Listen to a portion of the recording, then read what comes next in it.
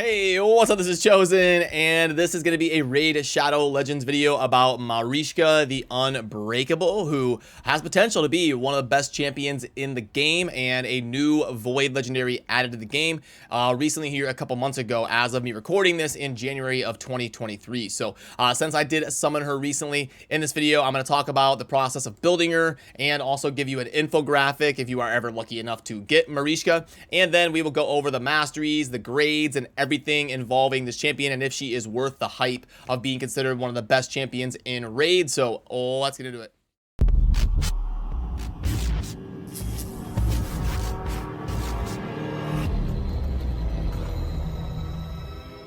Alrighty, now as always for my champion deep dive guide type videos, I will have an infographic down below where you can pull up all of the basic information, the type of stuff that you're going to see in this video. It'll be down there in image form if you would like to pull that up on your end.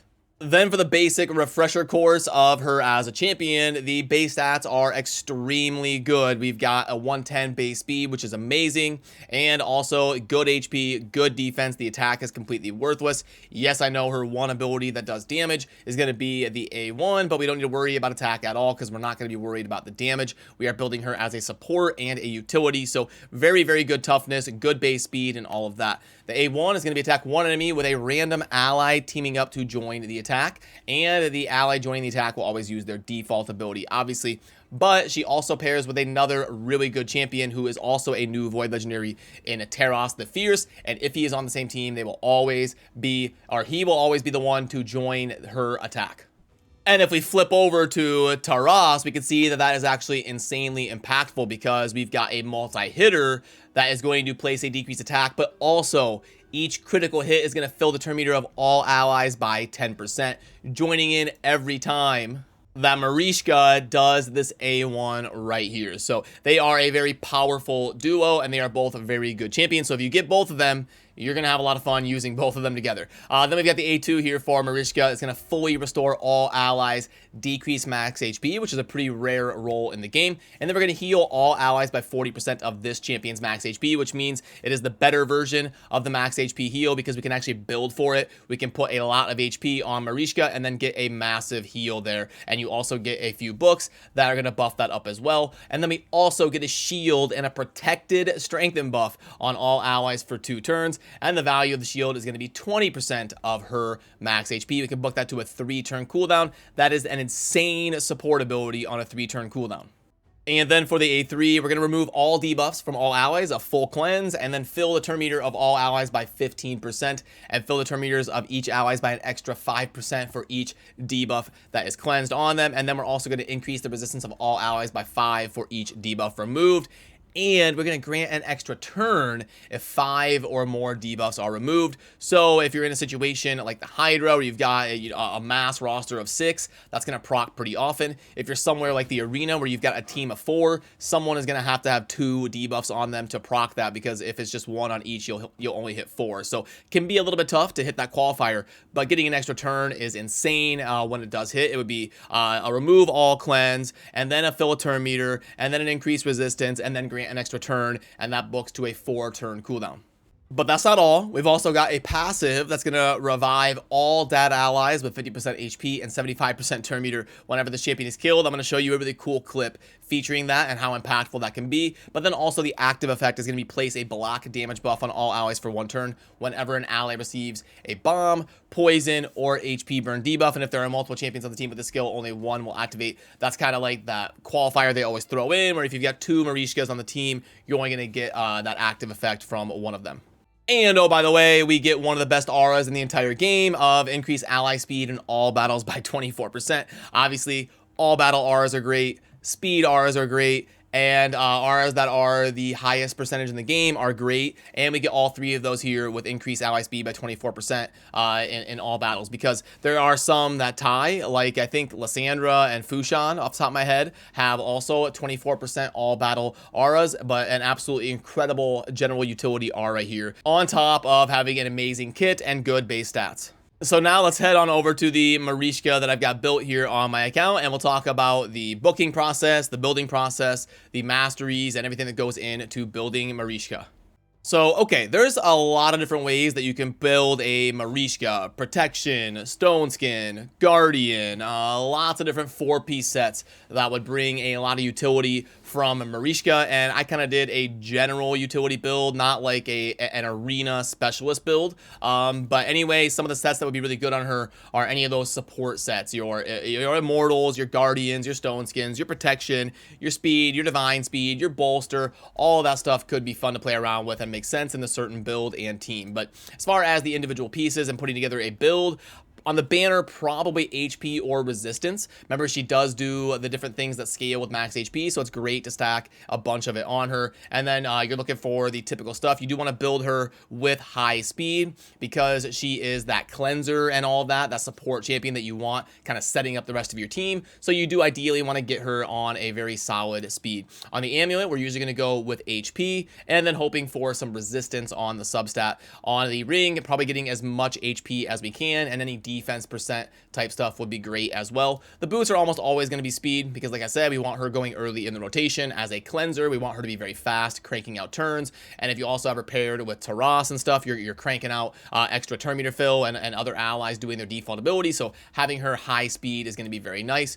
On the chest and the gloves, probably going HP percentage, and then your best blend of like speed, resistance, and tanky stats down below. And then up top, again, we're just looking for those same stats that we're looking for substats down here on the bottom. So you can see if I pull up the stats over there on the right, tons of HP on her, and then getting as much kind of speed and defense and all that as I can. I didn't end up going with a super high resistance build, but I think building her similar to like a Duchess or something could be fun. Building her up there, 600 resistance and all of that just to make her insanely sturdy, because as long as she is not CC'd, she's going to be able to cleanse anything that your opponents do to your team, and would be a very strong way to put her together as well.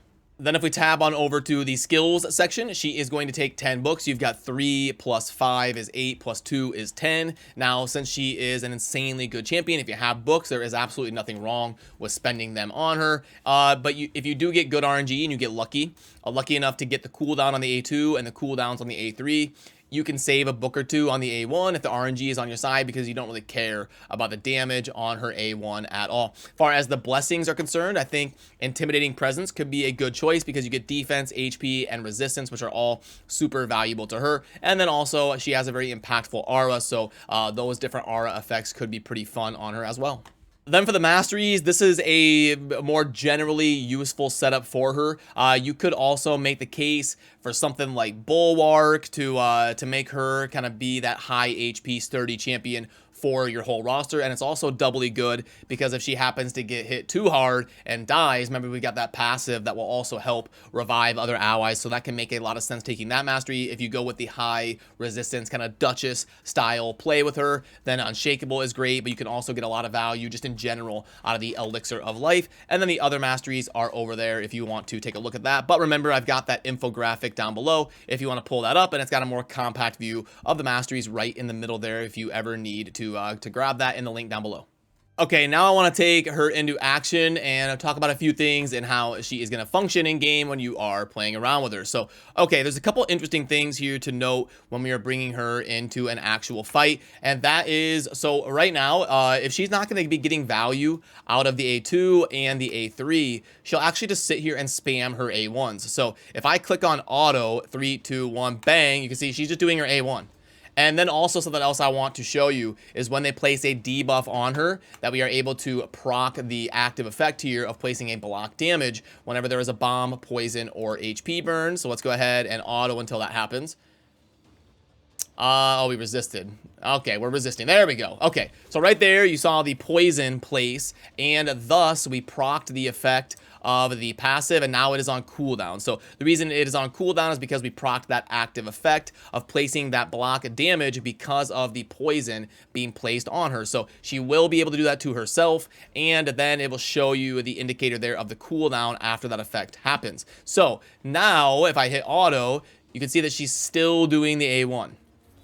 See this? She is just spamming the A1. So if you were ever using her in like a solo contest or something, which you never would, but she'll literally just sit here with her AI and spam the A1 if she is kind of alone on the battlefield. But then if we back out and bring a full team, now it is MARICHKA's turn, and you can see that she is right there in the middle being covered by all the crazy wings in raid. We've got Lydia and Ramantu completely covering her up. But you can see right there when I hit auto, bang, now she does that ability that places the shield and also the protected strengthen buff because we actually have allies here with her, and she is getting value out of that. And then here we go again when we take a turn with her, and bang, now she just spammed the A1 and did not use the cleanse because she would not be getting any value out of it. As you can see right here, because her A3 is still available to be used, but if she's not going to cleanse anything, you can see if I hit auto, she will just do that fly in right there and did not use that A3 at all. So some things you definitely want to keep in mind when you're using her, and I think it's probably mostly a good thing. Her AI seems to be smart about making sure she's using abilities when she's going to get value out of them. So I think in a general sense, this is all going to be good, and if you're playing with her on auto, most of the times it should be okay, but it's just something you want to keep in mind when you're out there playing with her, that stuff is going to be happening. And also, while I was testing, I've got a fun clip that I want to show you of how powerful her passive that does the revive can be. So we've got a battle here where my whole team is dead. I'm screwed. I'm down to one champion with no HP, and bang, I just lost the arena fight. And boom, we've got the giving all and the revive that pops up to bring my whole team together. And then if you pair her with someone like Duchess, watch what happens. We get the revive. Now Duchess boosts everything up, and we are off to the races to kill the entire team because of that insanely strong passive, taking a fight that was completely over and lost because my whole team is dead right here, but proccing that passive effect to bring us back onto the battlefield after they have dumped all of their abilities. And now I can come back for round 2 and completely dominate. So an insane amount of value potential in that passive auto effect free value of her reviving allies upon death. So, okay, now how about the fun part? Let's go over the grades here for MARICHKA and where she ranks. So if we pull up the overall tier list, by the way, we're constantly working on this. We're editing this on a daily basis. So some of this stuff is going to shift around. And we actually just recently shifted this to a 100 scale grade. It used to be kind of weird how it was like 1 through 10, but then we did like 11 for meta and 12 for super meta. So you'd end up having champions like Duchess that grade out as like a 10.4, and it confused people. And they're like, wait, I thought it was a 1 to 10 scale. How is Duchess a 10.4? So we finally just ripped off the band-aid and made it on a 1 to 100 scale. But in the context of a tier list that grades the entire game and a champion's utility and scarcity and book value and everything, the algorithm actually spits out that MARICHKA is a top 5 legendary in the game. Now, obviously, we're going to have to take a deep dive and look and go and grade all of the legendaries on a consistent basis to make sure we're staying accurate. But so far, the first initial grades for her have spit her out in the algorithm as an insane champion, and it's pretty easy to see why. I mean, her kit has cleanse and strengthen and shield and heals and speed aura and revive. It's just so much general utility there in her kit, because when looking at the grades, it's really not hard to tell. You know, I mean, it ends up being very usable and very solid in almost all areas of the game with not very many weaknesses. So that is why in the context of a tier list like this ends up being insanely overall grade friendly and ranking up there at the top of all the legendaries in the game. So yeah, I'm super excited that I pulled her for my account. I think she's going to be a great addition. I'm having fun kind of playing around with her in different arena setups and different builds and using her in different areas of the game. And now if I ever pull a Taras, I have got an insane combo between them two to have fun adding to my account and going crazy with. So lots of hype that I pulled her, and I do think she is worth the hype after being able to test her and max her out and all of that. I think she's got the skills to pay the bills and would pretty much unanimously be regarded as a top 10 or top 15 champion. I think if you asked most content creators or most people in the community, and I definitely agree, I would place her somewhere in that top 10 for general utility. So if you've got her, congratulations. I think you're going to have a lot of fun building her on your account and taking advantage of all the utility that she can bring to help you progress. So that is going to do it for me on this one. Remember, I've got that infographic down below if you would like to pull up some of the stats on your end, and it would mean a lot if you subscribe on your way out, as we are uploading every single day to help you play Raid as efficiently as possible. And that'll do it for me on this one. Thanks for watching. Have a good rest of your day. Peace.